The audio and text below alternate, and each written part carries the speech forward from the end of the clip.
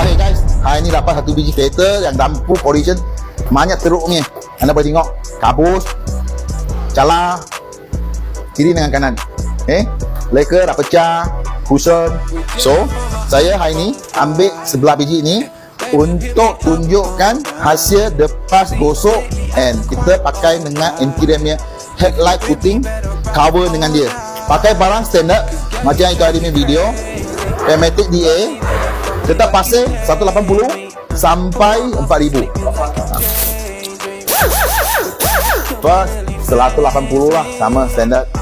Okey, jom kita sejalan gosok.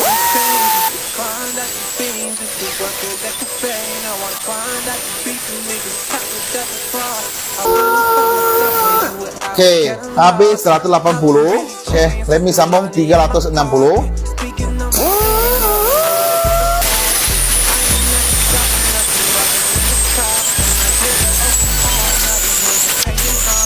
Pek surat kotor, bersihkan sikit. Sambung.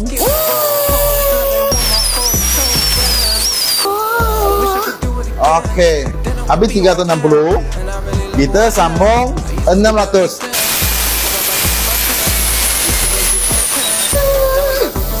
Okey, 600. First kali surat siap, bersihkan dengan lampu. Pek kasih bersihkan. Lepas tu sambung balik, siram dengan air dulu. Pek kasih siram siap. Jalan.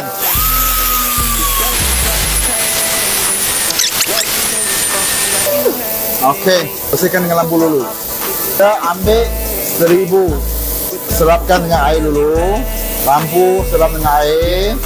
Kita start jalan.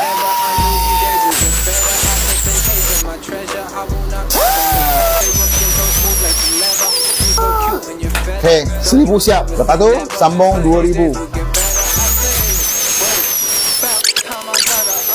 Okey, 2000 siap. Bersihkan dengan lampu. Kita masuk ke tap pasir last sekali 4000. Kita jalan.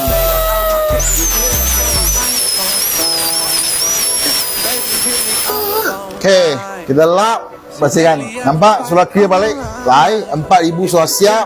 Kita solat bersih. Nampak surat clear balik starting. So, kita sekarang nak last job lagi untuk pakai DA naming pad dengan Fury 1.0 untuk kilatkan dengan dia. Naming dengan Fury 1.0. Kita pakai air sander juga.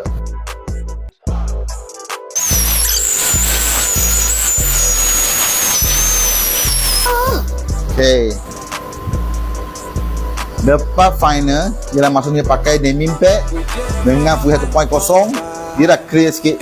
Okay, lepas tu kita nak naik dengan anti-ram punya headlamp coating H3 untuk protect dengan dia IPA, untuk bersihkan minyak-minyak compound ini. Kita bersihkan dengan compound coating kalau macam ni. Okay, satu biji orimi lampu sudah siap. Sesiapa nak beli dengan headlamp coating anti-rain, bolehlah contact dengan anti-rain. Thank you.